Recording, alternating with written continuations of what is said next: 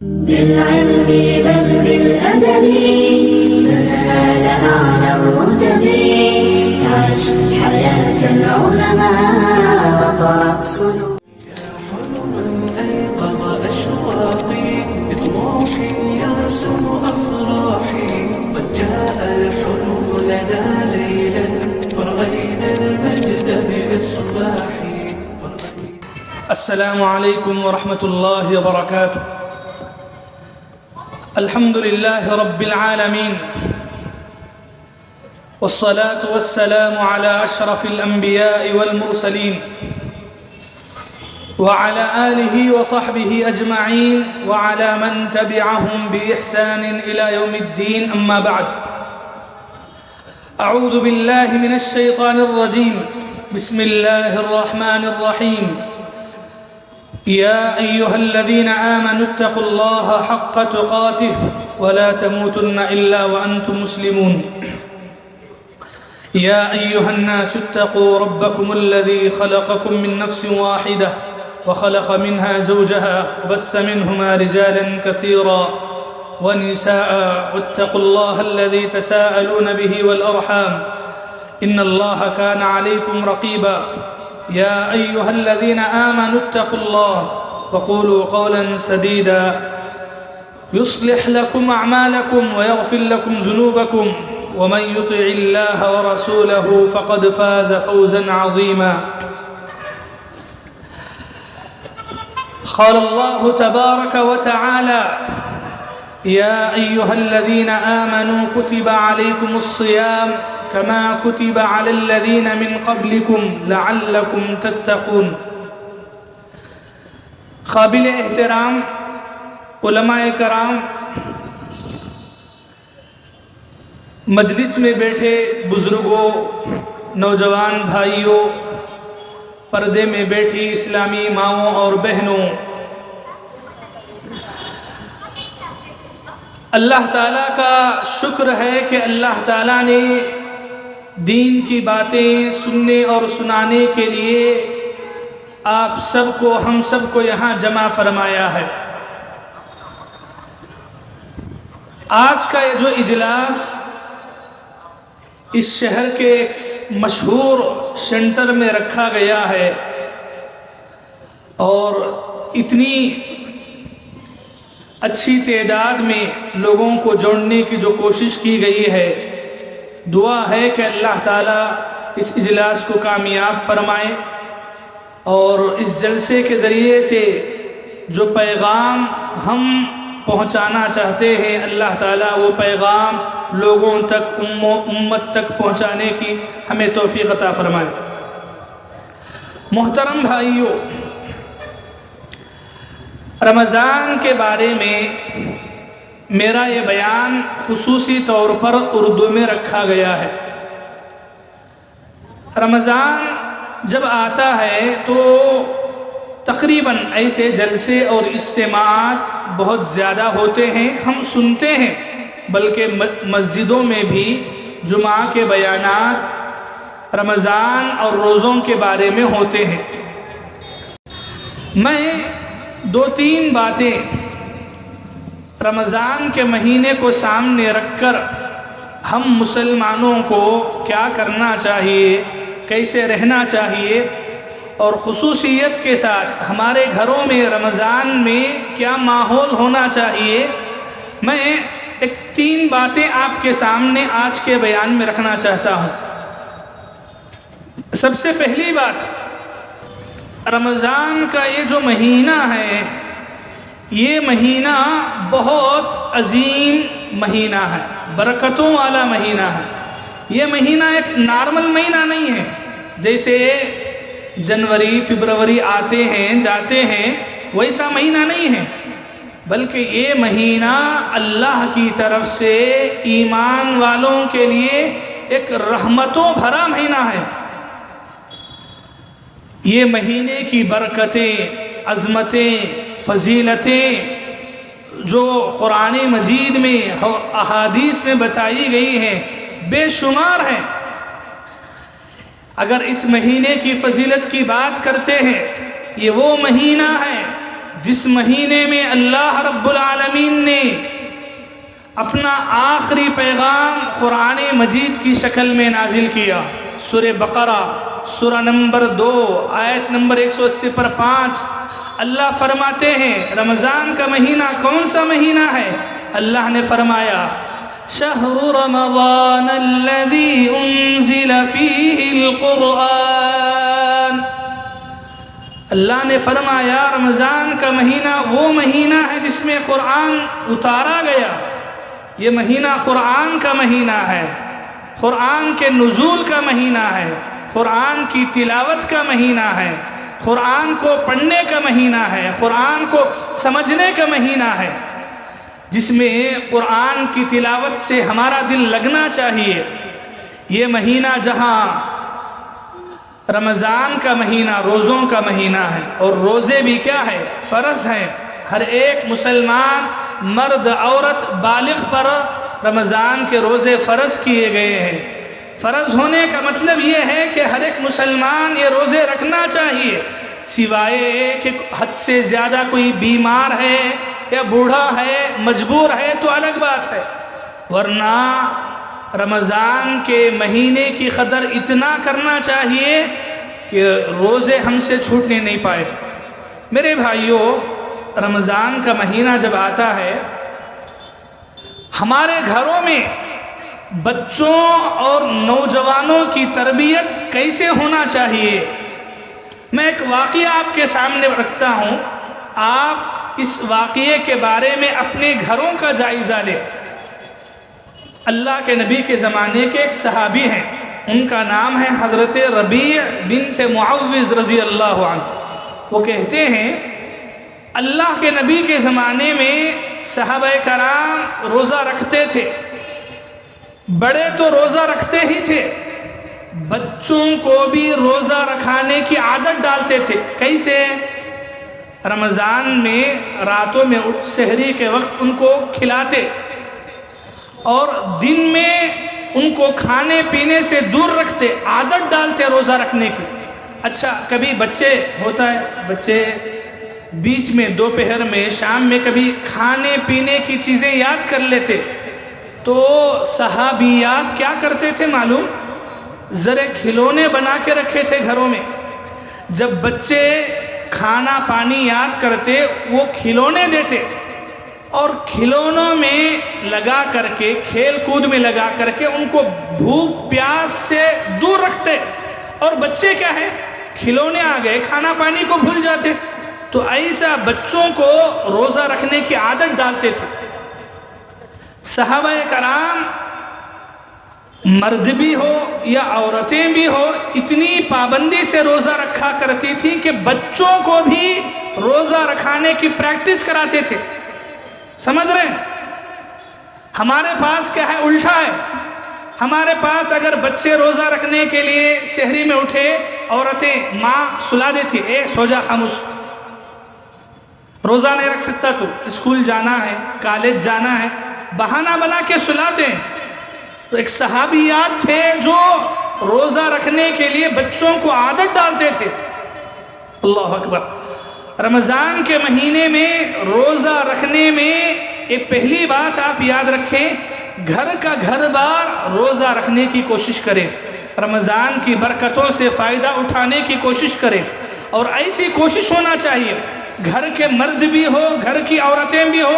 ہمارے گھروں میں جو جوان بیٹے بیٹیاں ہیں، ہم عبادت میں ان کو ساتھ لینا چاہیے. سمجھ رہے ہیں آپ؟ عبادتوں میں رمضان کے مہینے میں گھر میں ایسا ماحول ہونا، گھر کے جو بھی جوان بیٹے بیٹیاں بچے ہیں ان کو ساتھ لے کے روزہ رکھنا، ساتھ لے کے عبادت کرنا ان کو. ہماری حالت کیا ہے؟ باپ مسجد کو نکل جاتا ہے، بیٹا بیٹے کی جگہ نکل جاتا ہے. یعنی ساتھ میں لے کے جانا، ان کو اپنے ساتھ دین کی تربیت کرنا، اس کی فکر نہیں ہے. خاص کر کے عورت جو گھر کی تربیت میں ایک بہت بڑا رول ادا کرتی ہے. عورت اگر نیک بنتی ہے، عورت اگر دیندار بنتی ہے اپنی اولاد میں دینداری بڑی آسانی کے ساتھ لا سکتی ہے۔ اللہ کے نبی کے زمانے میں گھر میں یا گھر کے باہر مسلمان اپنے بچوں کو تربیت کرنے کے بارے میں کتنا فکر کرتے تھے، یہ ایک حدیث میں آپ کو سناتا ہوں۔ یہ حدیث بیان کرنے والے صحابی حضرت عبداللہ بن عباس ہیں۔ حضرت عبداللہ بن عباس فرماتے ہیں کہ اللہ کے نبی ایک مرتبہ سفر میں تھے۔ سفر میں اللہ کے نبی جا رہے ہیں، راستے میں آپ کو ایک قافلہ ملتا ہے، بولے تو سامنے سے ذرے لوگ آتے ہوئے نظر آتے۔ اللہ کے نبی ان کو روکتے، ان سے بات چیت کرتے ہوئے پوچھتے کہ تم کون ہو، کہاں سے آ رہے ہو؟ تو وہ لوگ بولتے کہ ہمیں مسلمانہ ہیں اور فلاں قبیلے سے تعلق رکھنے والے ہیں۔ اور وہ لوگ پوچھتے آپ کون ہیں، کہاں سے آ رہے ہیں؟ تو اللہ کے نبی بتاتے ہیں کہ میں محمد ہوں، اللہ کا بھیجا ہوا پیغمبر ہوں، رسول ہوں۔ تو وہ قبیلے کی ایک عورت اپنے ساتھ ایک بچے کو لاتی ہے، بچے کو اٹھا کر کے اللہ کے نبی کو دکھا کر پوچھتی ہے عورت، کیا پوچھتی ہے؟ آپ اللہ کے نبی ہیں تو آپ مجھے بتائیے، کیا بتائیے؟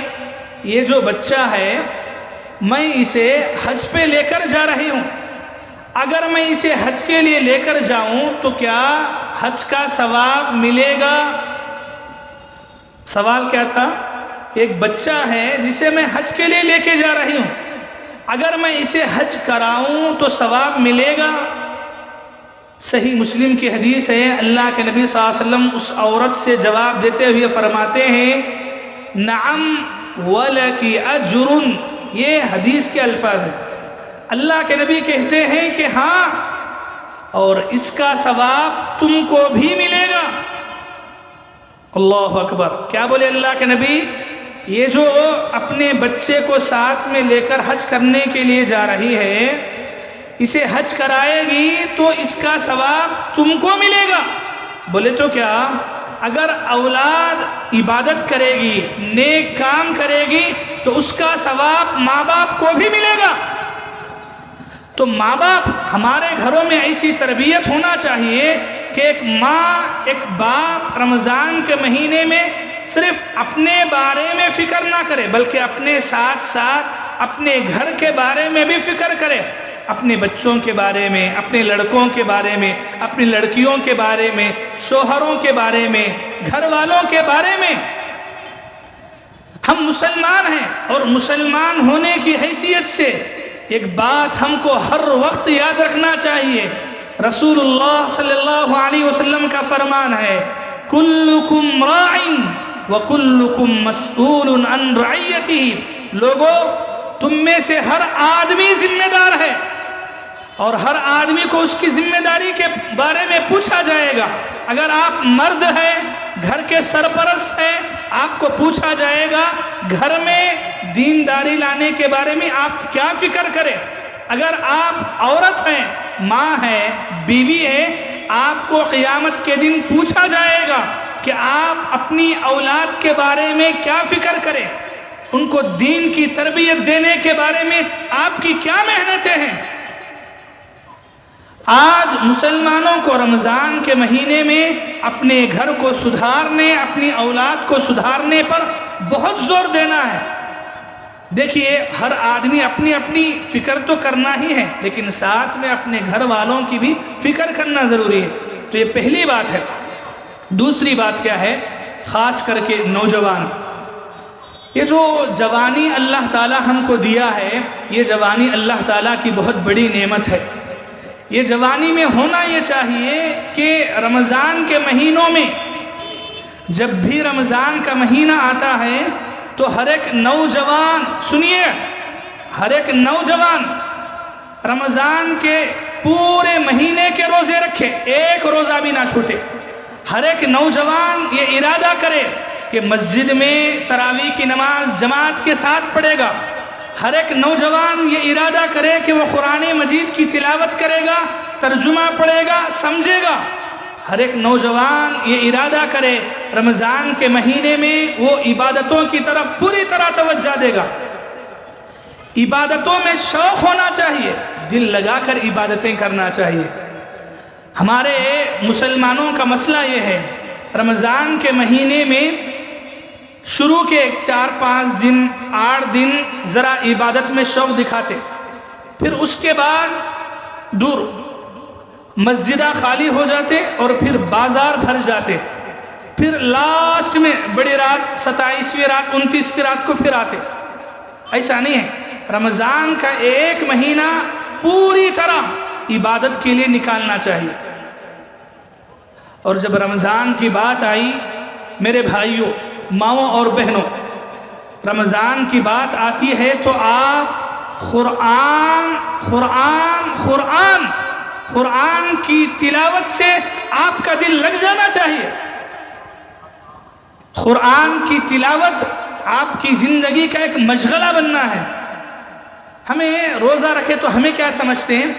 اب روزہ رکھ لیے تو ختم، دن بھر کچھ بھی کر لو، ٹائم پاس کے نام پہ ٹی وی دیکھتے ہیں، موبائل دیکھتے ہیں، گیم کھیلتے ہیں، ادھر ادھر کی باتیں کرتے ہیں اور یہ سمجھتے ہیں کہ صبح سے شام تک ہم خالی ہو رہے، تھوڑی دیر سو کے اٹھے، تھوڑی دیر مارکیٹ میں پھر کے آئے، تھوڑی دیر موبائل پہ دیکھ لیے اور افطاری کر لیے تو ہم سمجھتے ہیں کہ روزہ ہو گیا. روزہ ایسا نہیں ہوتا. روزے کے لیے آپ روزہ رکھنے کے ساتھ ساتھ گناہوں کو چھوڑنا بھی ہے اور فرائض اور عبادتوں کو اپنانا بھی ہے. اگر آپ روزہ رہیں اور گناہ نہ چھوڑیں تو پھر آپ کا روزہ صحیح معنوں میں روزہ نہیں ہوگا. روزہ رکھنے کے بعد روزے کا صحیح سبق ہمیں حاصل کرنا چاہیے. روزہ رہنے کے بعد ہمارے اندر تبدیلی آنا، ہمارے اندر بدلاؤ آنا. روزہ رہنے کے بعد ہم گناہوں کو چھوڑنے والے بننا ہے، عبادتوں کو اپنانے والے بننا ہے. اگر روزہ رہ کر بھی گناہوں کو نہیں چھوڑے تو پھر فائدہ نہیں ہے. کیسے فائدہ نہیں؟ چلیے میں ایک حدیث پہلے سناتا ہوں آپ کو. حدیث سنو پھر اس کے بعد بات کرتے ہیں. اللہ کے نبی کی ایک بہت پیاری حدیث ہے. اللہ کے نبی فرماتے ہیں من لم يدع قول الزور والعمل به فليس لله حاجة في أن يدع طعامه وشرابه. رمضان میں یہ حدیث آپ بھولنا ہی نہیں. کیا حدیث؟ چلیے ترجمہ سنو. اللہ کے نبی فرماتے ہیں من لم يدع قول الزور والعمل به، جو مسلمان روزہ رہ کر جھوٹ بولنا، زبان سے گندی باتیں کرنا اگر نہیں چھوڑتا تو پھر ایسے مسلمان کے روزے کی ضرورت اللہ کو نہیں ہے. ایسے مسلمان کے روزے کا فائدہ نہیں. یہ اللہ کے نبی کی حدیث ہے. جامع الترمذی حدیث کی کتاب اٹھائیں آپ، اس میں حدیث نمبر 707 پہ یہ حدیث ہے. سمجھ رہے ہیں؟ روزہ بولے تو کیا؟ روزہ بولے تو خالی پیٹ کو بھوک پیاس سے دور رکھنا ہی نہیں ہے. بھوک پیاس سے بچنے کے ساتھ ساتھ گناہوں سے بچنے کا نام روزہ ہے. ہمیں نام کا روزہ رہتے، موبائل پہ کیا دیکھ رہے ہیں، کیا سن رہے ہیں، کتنے گناہ کے کام ہیں، کچھ بھی خیال نہیں ہے. ہماری عورتیں روزہ ہیں نام کے لیے، زبان سے غیبتیں، چغلیاں، چاڑیاں، گلے، ادھر ادھر کے باتیں، اس کو گالیاں، اس کے بارے میں برائی. روزہ رہ کر ایک طرف روزہ ہے، دوسری طرف گھر میں TV, serial, comedy show سب چل رہے ہیں. ارے مسلمان کا روزہ تو ایسا ہوتا ہے، صرف پیٹ کا روزہ نہیں ہوتا ہے. روزے کا مطلب یہ ہے کہ آپ کی آنکھ کا بھی روزہ ہے، آپ اپنی آنکھوں سے گناہ نہ دیکھیں. روزے کا مطلب آپ کے کان کا بھی روزہ ہے، آپ گناہ گانے اپنے کانوں سے نہ سنیں. روزے کا مطلب آپ کے ہاتھ کا بھی گناہ ہے، آپ کے ہاتھ سے حرام کمائی نہ کمائیں. روزے کا مطلب آپ کے پیروں کا بھی روزہ ہے، گناہ کی طرف آپ کے پیر چل کر کے نہ جائیں. روزے کا مطلب آپ کے دل کا بھی روزہ ہے، ہمارا دل بھی پاک ہو، ہمارے دل میں بھی گناہوں کی سوچ نہ ہو، تبھی روزہ روزہ ہے اور روزے دار کہلاتا ہے. نام کے لیے آپ روزے سے ہیں اور پھر دن بھر گناہوں میں ہیں.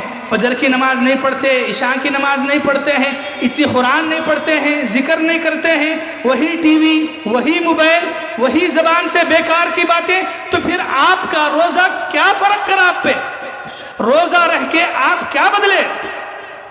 روزہ رہنے کے بعد بدلاؤ ایسا آنا چاہیے، ہمارا ٹائم ٹیبل ہو رمضان میں، ایسا نہیں کہ آدھا دن سو گئے، آدھا دن وقت ایسے ہی گزار دیے، نہیں، روزہ رہنے کے بعد آپ ایک شیڈول بنائیں، فجر کی نماز جماعت کے ساتھ پڑھنا، نماز کے بعد تھوڑی دیر بیٹھ کر کے ذکر و اذکار کرنا، قرآن کی تلاوت کرنا، اور ہو سکا تو کوشش کرو اشراق کی نماز 2 رکعت پڑھ کے مسجد سے جانا، اس کے بعد جا کے نماز آپ آرام کر لو۔ ادھر سلام پھیرے کہ نہیں اٹھ کے چلے جاتے ہیں، ارے بھائی سال بھر سوتے سوتے رمضان میں بھی وہی سونا۔ آپ بتاؤ رمضان کے مہینے میں آپ کے پاس قرآن پڑھنے کو کتنا ٹائم ہے؟ جبکہ صحابہ کرام کا یہ معمول تھا، رمضان میں قرآن اتنا شوق سے پڑھتے تھے۔ جوان صحابی کی بات بتاتا ہوں آپ کو، جوان صحابی حضرت عبداللہ بن عمرو بن عاص رضی اللہ عنہ اللہ کے نبی کے پاس آتے ہیں، اللہ کے نبی ان کو نصیحت کرتے ہیں۔ کیا نصیحت؟ بولتے ہیں قرآن 1 مہینے میں پڑھ لیا کرو۔ بولے تو 1 مہینے میں تو کم سے کم 1 قرآن ختم کرو۔ وہ جوان صحابی بولتے اے اللہ کے نبی مجھے اس سے زیادہ طاقت ہے، بولے تو میں اور زیادہ پڑھ سکتا ہوں۔ تو اللہ کے نبی بولتے تو ایسا کرو 20 دن میں قرآن ختم کرو۔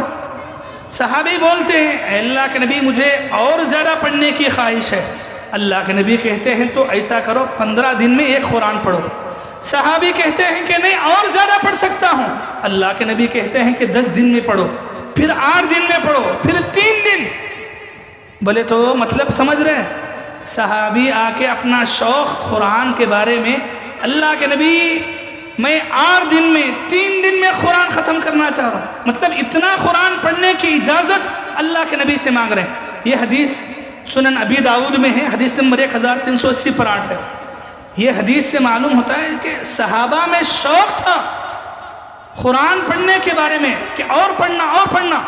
ہمارے پاس مہینے ہو گئے تو بھی لوگ قرآن چھوتے نہیں۔ ذرے مسلمانہ ہے رمضان تو رمضان میں قرآن کھولے تو پھر رمضان میں کھولیں گے۔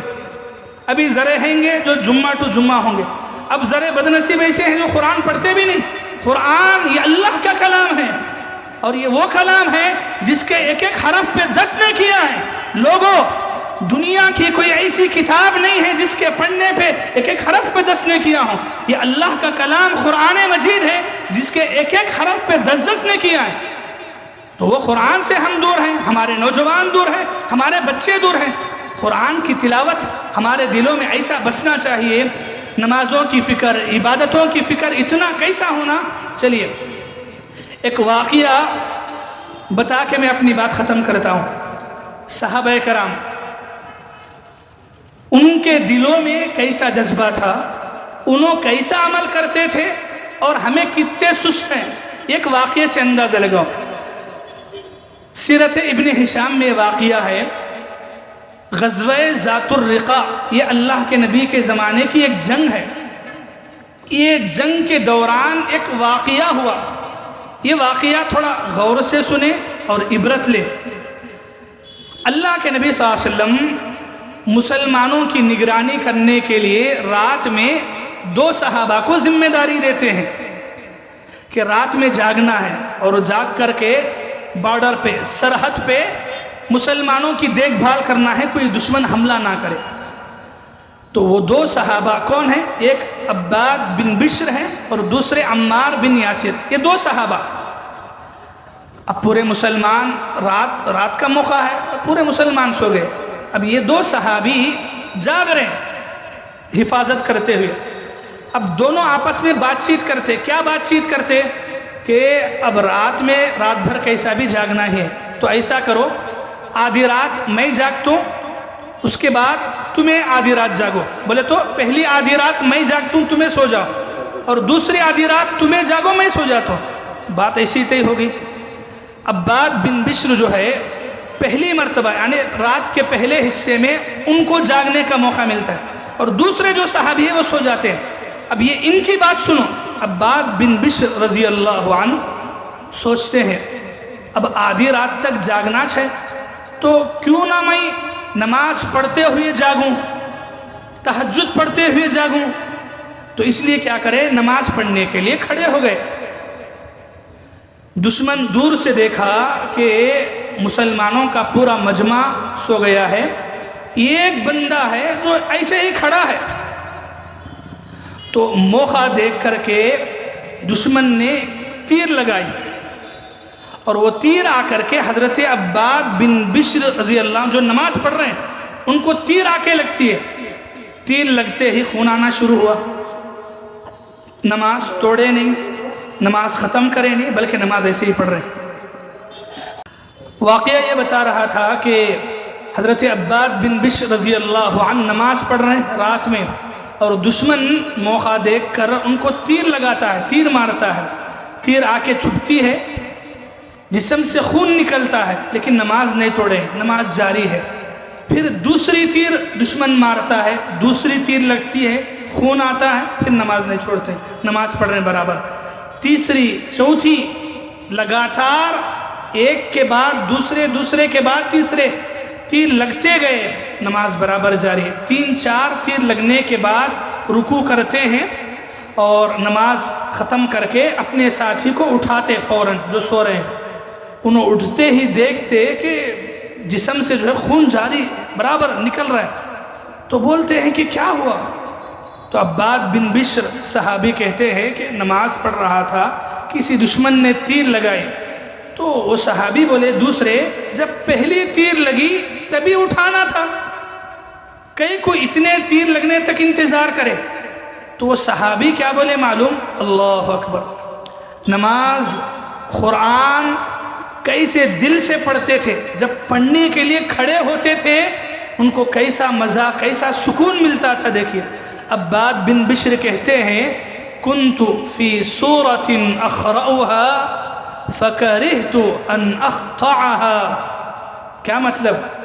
کہتے ہیں کہ میں ایک ایسا سورہ قرآن کا پڑھ رہا تھا، میرا دل نہیں مانا کہ وہ سورہ بیچ میں کٹ کر کے نماز توڑ دوں، نماز وہیں کو ختم کروں، میرا دل نہیں مانا۔ اور وہ سورہ کہف تھا۔ یعنی قرآن ایسے جذبے سے، ایسے شوق سے، ایسے دل لگا کر پڑھ رہے ہیں کہ تیر لگ رہے ہیں جسم پر، خون آ رہا ہے، لیکن اس کے باوجود بھی نماز نہیں توڑ رہے۔ اللہ اکبر! کیسی نمازیں ہیں، کیسی عبادتیں ہیں، کیسا قرآن سے شوق ہے، کتنی محبت ہے۔ تو میرے بھائیوں اور ماؤں اور بہنوں، رمضان میں قرآن سے، عبادتوں سے ہمیں ایسی ہی محبت ہونا چاہیے۔ ہمارا دل نماز میں اتنا لگے، نماز لمبی ہو، ہمارا دل اکتا نہ جائے، بور محسوس نہ کریں، نماز لمبی پڑھ کے اور سکون آنا ہے۔ قرآن جتنا پڑھیں گے اتنا آپ کو سکون ملنا ہے۔ دیکھیے رمضان ایسا گزاریے، ایک بات بیان سے لے کے جائیے، شاید یہ میری اور آپ کی زندگی کا ہو سکتا ہے آخری رمضان، نہیں معلوم کہ آئندہ سال ہماری زندگی میں رمضان آئے گا یا نہیں ہے، اللہ زندہ رکھتے یا نہیں معلوم۔ رمضان ایسا گزارو گویا اللہ نے میری زندگی میں رمضان دیا، ایک رمضان ایسی عبادتیں کروں، ایسا قرآن پڑھوں، ایسا ذکر و اذکار کروں، اللہ کی طرف میں توبہ کر کے ایسا آؤں، میں سدھروں، میرے گھر کو سدھاروں، میرے بچوں کو سدھاروں۔ ہر آدمی فکر کرے، مرد بھی فکر کرے، عورتیں بھی فکر کریں۔ رمضان کا مہینہ ایک تربیت کا مہینہ ہے، روزہ ہماری تربیت کے لیے آتا ہے۔ روزہ رکھ کر ہم گناہوں کو چھوڑنا چاہیے، روزہ رکھ کر ہم گناہوں سے توبہ کرنا چاہیے، روزہ رکھ کر ہم مسجدوں سے جڑنا چاہیے، روزہ رہ کر جتنا بازاروں میں کم رہ سکتے ہیں کم رہنا چاہیے، روزہ رہ کر جنت سے قریب ہونا چاہیے۔ کیوں؟ فرشتے آواز دیتے ہیں، رمضان جب آتا ہے دو فرشتے آسمان سے اترتے ہیں اور دعا کرتے ہیں، یا باغی الخیر اقبل، اے نیکی کے چاہنے والے آگے بڑھ، وَيَا بَاغِيَ الشَّرِّ اقصر، اے گناہ کے کام کرنے والے اب تو رک جا، اب تو سدھر جا۔ تو رمضان کا مہینہ ہماری تربیت کے لیے آتا ہے، ہمیں سدھارنے کے لیے آتا ہے۔